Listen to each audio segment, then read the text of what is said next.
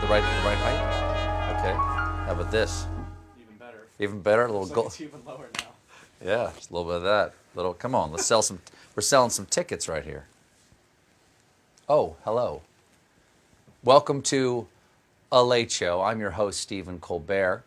The biggest story continues to be the one you were thinking about when you weren't sleeping last night. And it's the one happening all over America. The protests in wake of the murder of George Floyd, whose memorial was held today in Minneapolis.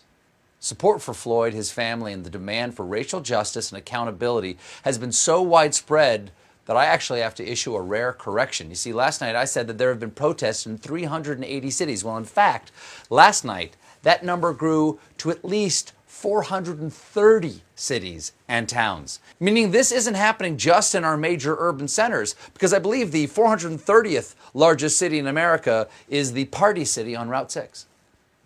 And these demonstrations are everywhere. Charlotte, North Carolina, Tampa, Florida, Boise, Idaho, Lewiston, Maine, Helena, Montana. Anywhere else, Johnny? Boston, Charleston, Dayton, Louisiana, Washington, Houston, Kingston, Texarkana, Monterey, Faraday, Santa Fe, Tullapoosa, Red Rock, Bad Rock, Little Rock, Oskaloosa, Hennessy, Tennessee, Chicopee, Spirit Lake, Devil Creek, Crater Lake. I've marched everywhere, man, I've marched everywhere. Man in Black. It's more of a navy blue. What? The shirt is more of a navy blue. Is it navy blue? Yeah. I'm the man in blue. Close enough.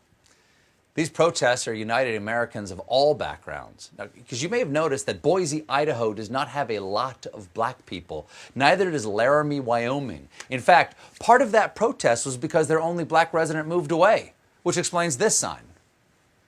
And please don't buy the false narrative that these are lawless mobs. The vast majority of these protests have been peaceful.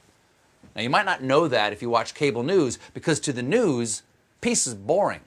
That's why CNN just launched their sister network, the Burning Trash Can Channel. Breaking news, the fire has now reached the Snickers wrapper. Is it only a matter of time before the empty chicken bucket is engulfed in flame, Anderson?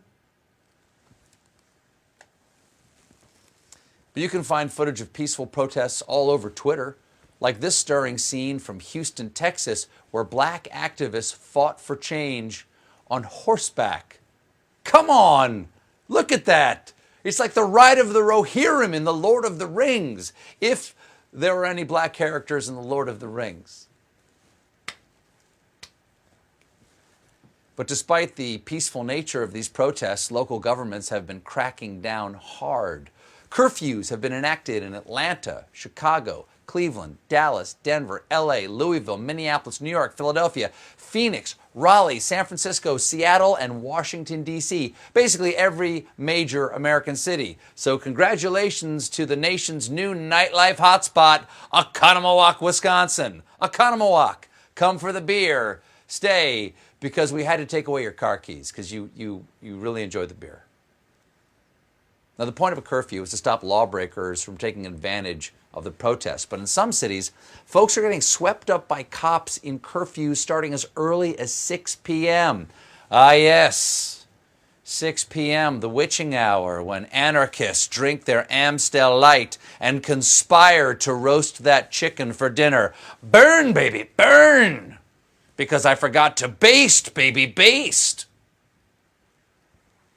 In many places, police are using curfew as an excuse to bring the smackdown on peaceful protesters, like in New York, where cops chased and beat up a biker just trying to get home. And not only is that just absolutely awful to see, it's completely unfair. All the bars in New York are closed. Why do the cops still get to go clubbing? Economic hegemony is maintained by the explicit threat of violence, slam! In Cincinnati, cops stopped a group of young women trying to get home and confiscated one of their bags. Turns out it had her insulin inside. Here's what happened when she asked the cop to return it. You can search the bag, please. I'd like to have my insulin here. Needs her insulin. Am I at least you can search it all you want. You're not gonna find anything. Can I just have it sitting in front of me, please? She needs her insulin. I need to make sure it's in my sight. I can't go without it, please. She doesn't have my blood sugar's dropping. I need my insulin so if it goes back up, I can take care of it. She doesn't have her insulin. She will die. I understand what diabetics is. Yeah, everybody knows that Diabetics is L. Ron Hubbard's less successful second book. Turns out negative thoughts put alien ghosts in your pancreas. You got to cut out the engrams and the teddygrams. And cops haven't been making life easy in places like D.C., where protesters demanded the cops let them go home.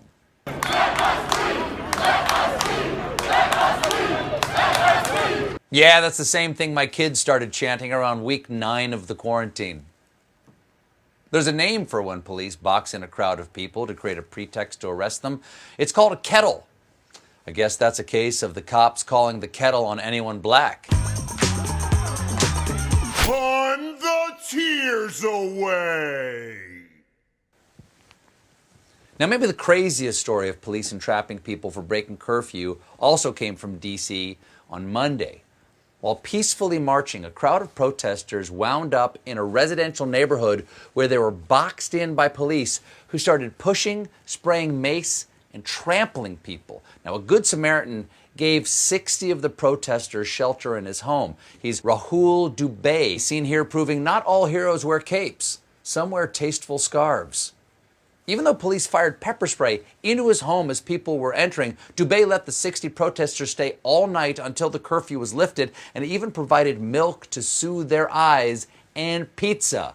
Oh my God, someone get this man a medal. And maybe a new bathroom. 60 people consuming nothing but milk and pizza? Whew, who needs tear gas? Now, one of the harshest responses we've seen is police firing rubber bullets at peaceful protesters or even just bystanders.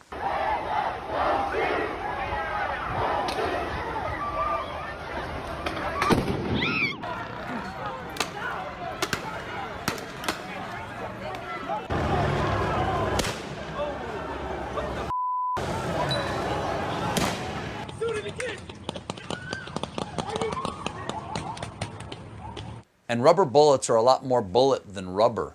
In fact, they can maim, blind, or even kill. That's why law enforcement doesn't call them non-lethal. They call them less lethal ammunition.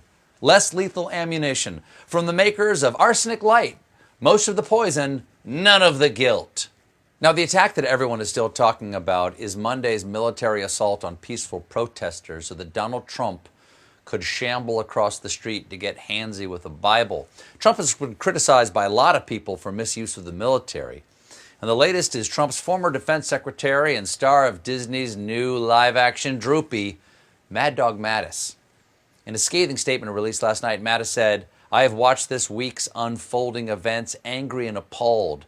The words equal justice under law are carved in the pediment of the United States Supreme Court. This is precisely what protesters are rightly demanding. It is a wholesome and unifying demand, one that all of us should be able to get behind." You're right, Jim. We should get behind them. Element of surprise. Then we marinate those suckers with some pepper spray. You know, like it says in the good book.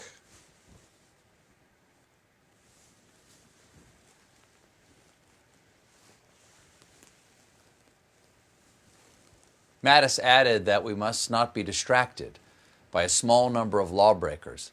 The protests are defined by tens of thousands of people of conscience who are insisting that we live up to our values as people and our values as a nation. That is a stirring message of compassion, unity, and reason from Mad Dog?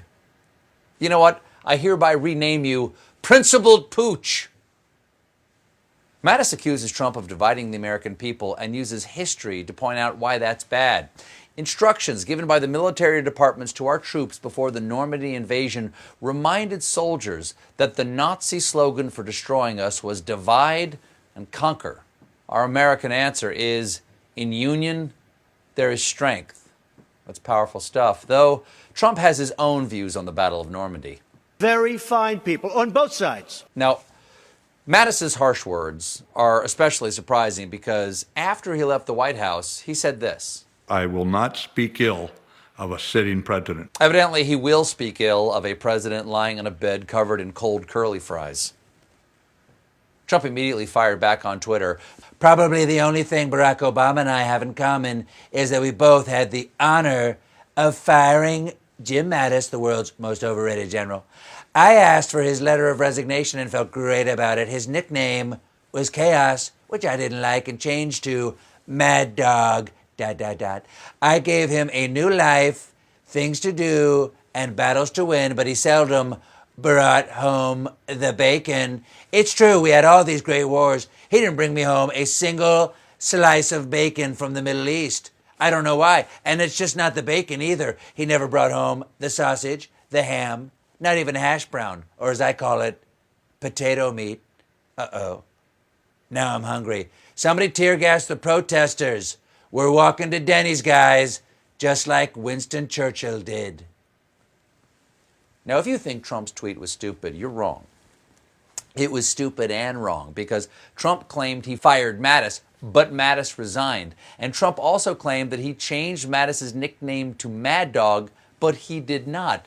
Why does Trump have to take credit for everything? I can't believe ESPN left me out of The Last Dance. You know, I'm the one who came up with Air Jordan. They used to just call him Sugar Shorts Mike. Trump also has gotten pushback from Secretary of Defense and school principal who hits on your mom, Mark Esper. At a press conference yesterday morning, Esper said that using active duty military to quell protests was a bad idea and promised to reduce the number of troops in Washington, D.C.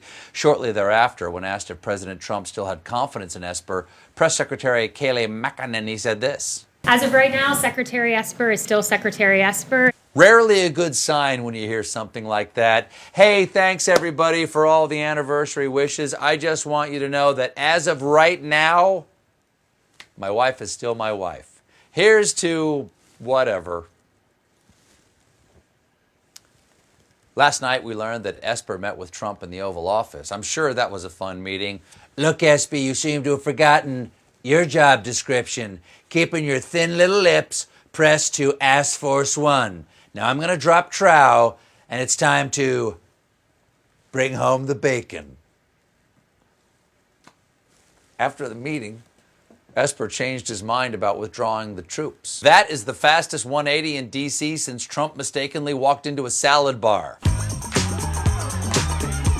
Fiber is important. We have got a great show for you tonight. I'll be talking with New Jersey Senator Cory Booker when we return. Stick around.